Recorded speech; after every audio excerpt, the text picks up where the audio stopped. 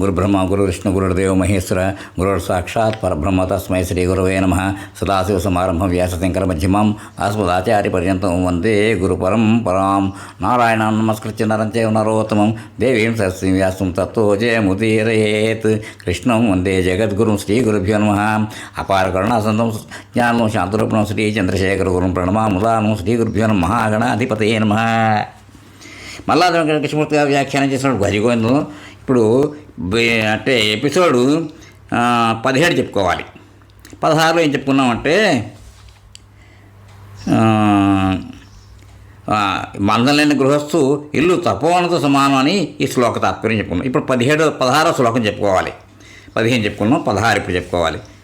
అగ్రేవహ్ని పృష్ఠే భాను రాత్రోచుక సమర్పిత జాను కరతల వృక్ష స్పరుతల వాస తదపిన ముంచ చాశాపాచ భజ గోవిందం భజ గోవిందం గోవిందం భజ మూఢమతే.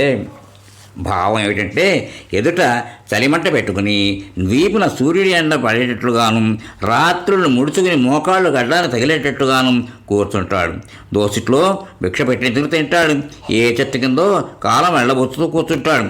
అయినా ఆశాపాశాన్ని మాత్రం అతను వదిలిపెట్టడు. సన్యాసి అయినా సరే ఆశకి దాసుడే అని శంకరాచార్య శిష్యుల్లో మరొకరు చెబుతూ ఉన్నారు.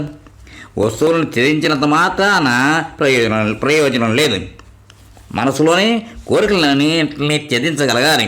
భిక్షకి భిక్షాపాత్రని కూడా ఉపయోగించకుండా చేతుల్లోనే భిక్ష పెట్టించుకుని తింటూ ఏ చెట్టు కిందో తల్లాచుకుని ఏ హిమాలయాల్లో చలికి కంబళి కూడా లేకుండా ఉదయం చలిమంట ముందు చలికాత చుట్టూ వీటి మీద సూర్యాస్తు పడేలా కూర్చుంటూ రాత్రి మోకాళ్ళ మీద ఒదిగి కూర్చునే సన్యాసి కూడా కోరికల నుంచి విడుదల కాకపోతే ఆశాపాశానికి బద్ధుడని చెబుతున్నారు. 15వ శ్లోకం గృహస్థాశ్రమానికి చెందిన వృద్ధుడి గురించి చెబితే ఇది సన్యాసాశ్రమానికి చెందిన వ్యక్తి గురించి చెప్పబడింది. వీరిద్దరికీ ఆశ విషయంలో తేడా. ఇలా దీన్ని పునశ్చరణగా చెప్పడం కారణం మనిషిని ముక్తి నుంచి దూరంగా ఉంచే బలమైన కారణాల్లో ఒకటి ఆ ఆశకి బానిస అవ్వడమే. అతను దుష్కర్మలు చేయకపోవచ్చు, కేవలం సుకృతాలే చేయవచ్చు, ధర్మపరమైన జీవితమే గడపవచ్చు, ఈశ్వరార్పణ బుద్ధితో నిష్కామకర్మలు నేనా చేయవచ్చు. ఎంత చేసినా మనసులో అతనికి ఒక్క ఆశ మిగిలి ఉన్నా అది ముక్తికి అడ్డుపడుతుంది. ఆశ అనేది ఒక విషవలయం. కోరిక పడితే అది తీరాలనే ఆశగా మారుతుంది. వైరాగ్యం వల్ల లేదా శరీరం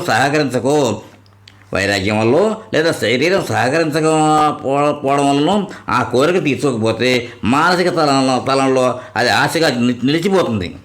ఓసారి తీరాక ఏ ఆశ అణగారిపోదు. అది మనసులో సంస్కారంగా నిలుస్తుంది. ఆ సంస్కారం వాసనగా మారి మళ్ళీ ఆ వాసనలోంచి ఇంకోసారి కోరిక పుట్టి అది తీరేదాకా ఆశగా నిలుస్తుంది. ఏదో విషయ వలయం. దీని గురించి మాత అమృతానందమయ్య ఇలా చెప్పింది. రాసుకునే బల్లకి కుడివైపు సిరాబుడ్డి ఉంచి 10 రోజులు దాన్ని ఉపయోగించాక ఆ సిరాబుడ్డిని ఎడమవైపుకి జరిపిన 11వ రోజు మన చేయి మాత్రం యాంత్రికంగా కుడివైపుగా వెళ్తుంది. ఇలాగే పాత అలవాట్లు మనల్ని కిందకి పడదోసి ఆధ్యాత్మికంగా ముందుకు సాగనివ్వవు. ఆశ తీరితే కలిగే ఆనందం అశాశ్వతం అనే వివేక వైరాగ్య ఖడ్గాలతో ఆ ఆశని సమూలంగా నరికితేనే మనిషి ఆశాపాశం నుంచి బయటపడగలడు తప్ప మరో దారి లేదు. నాణానికి మరోవైపులా ప్రాపంచిక సుఖం వెనక దుఃఖం దాగి ఉంటుందన్న వివేకం. అందువల్ల ఆ సుఖం నాకు వద్దు అన్న వైరాగ్యం సమానంగా కలిగితే తప్ప మనిషి ఈ ఆశల్లోంచి బయటపడలేడు.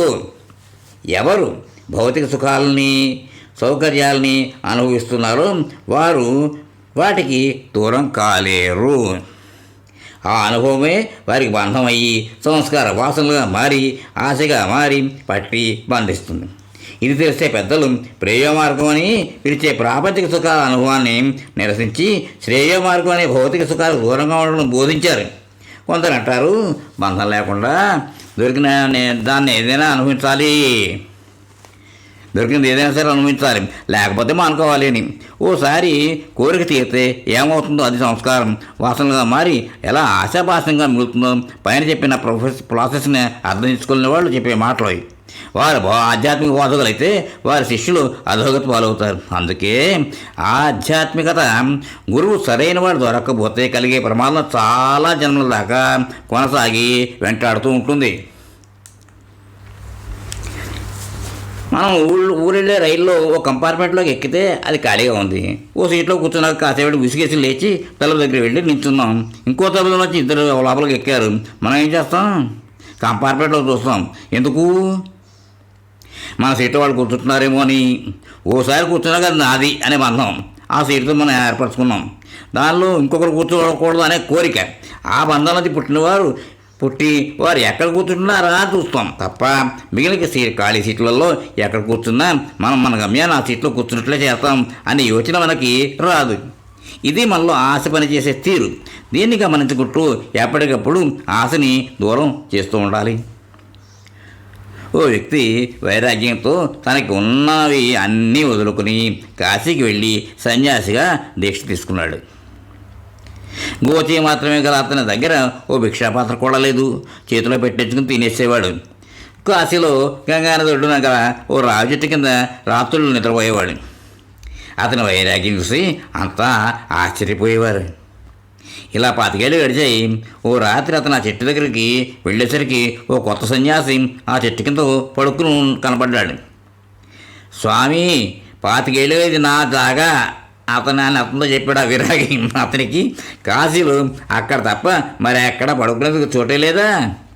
మనిషి వదులుకోవాల్సిన నిజానికి నాది అనే భావాన్ని, ఆ భావం పోతేనే కానీ ఆశ రాలిపోదు. ఈ శ్లోకం నాది అనే భావనాన్ని వదులుకోవాలని ఎన్నో రకాలుగా బోధిస్తూ ఉంది. 17వ శ్లోకం. కురుతే గంగా సాగర గమనం వృతపరిపాలన మధదానం జ్ఞానవిహీన సర్వమతేన ముక్తుమిన భజతి జన్మశతేన భజగోవిందం భజగోవిందం భజగోవిందం గోవిందం భజ మూఢమతే. భావం ఏంటంటే పుణ్యాన్ని కోరేవాడు ఎవరైనా గంగానది సముద్రంలో కలిసే గంగాసాగరం అనే పుణ్యస్థలానికి యాత్రకి వెళ్ళవచ్చు.